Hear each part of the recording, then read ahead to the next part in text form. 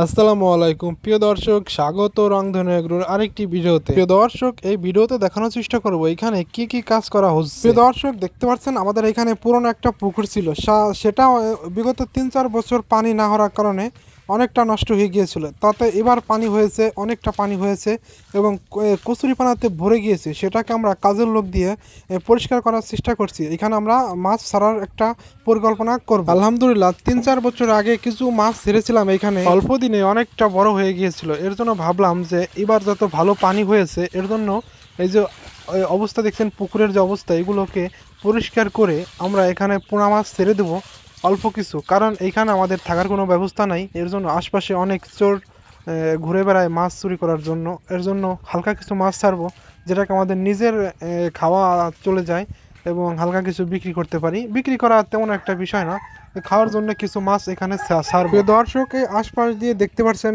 চালার পাশ দিয়ে জাগাছাগুলো রয়েছে, কারণ এটা আগেই বলেছিলাম যে 3-4 বছর যাবত এখানে পানি হয় না। এর জন্য এই চালার কোল দিয়ে অনেকটা বড় বড় গাছ হয়ে গেছে।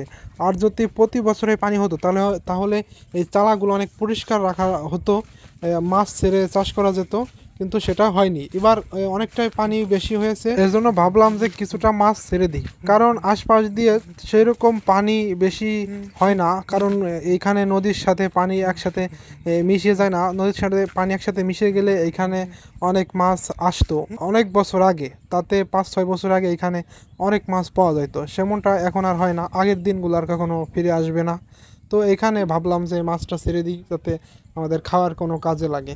আর এর পাশ দিয়ে আছে কিছু কই মাছ দেখা যাচ্ছে, কিছু খয়রা, এবং এই কস্তুরি টানলে এর সাথে কিছু মাছ উঠে আসছে। আশপাশ দিয়ে দেখা যাচ্ছে যে কিছু মাছ ওই যে লাফালাফি করছে পানির ভিতরে। এইখানে আমাদের মাছ ছাড়ার কোনো উদ্দেশ্য ছিল না, থাকলে পারে প্রথম যখন পানি হয়েছিল এবারেই, তাহলে আমরা ওষুধ দিয়ে কচুরিপানাকে মেরে ফেলার চেষ্টা করেছিলাম, কিন্তু সেটা এই দেখতে পাচ্ছেন সেমনটা মরেনি, কারণ এটা অনেক বড় হয়ে গেছে। আর ছোট থাকতে যখন ওষুধ দিয়ে দিতাম তখন এরকম হতো না। আর যে এখানে দেখতে পাচ্ছেন অনেকগুলো মাছ লাফালাফি করতেছে, এবং এর আশপাশ দিয়ে অনেকগুলো মাছ আছে, কিন্তু পুকুরের ভিতরে মাছ নেই, কারণ পুকুর ভরায় কচুরিপানায় ভরে গেছে। মাছ কোথায় থাকবে? এইখানে কচুরিপানা উঠালে ফ্রিতে মাছ পাওয়া যাবে। কারণটা হচ্ছে এখানে কচুরিপানা উঠালে পুকুরটা পরিষ্কার হয়ে যাবে।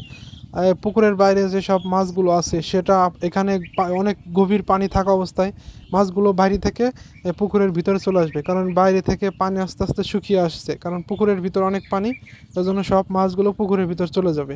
তারপরে পুকুরের সাইড দিয়ে পানি শুকানোর পর এইখানে এই চোখের সামনে আটকে দিয়ে এখানে মাছ ছাড়া হবে। দর্শক, দেখতে পাচ্ছেন এই যে এই ঝোপঝাড়ের ভিতরে অনেকগুলো মাছ লাফাচ্ছে, সেরকম মারার অবস্থা নাই।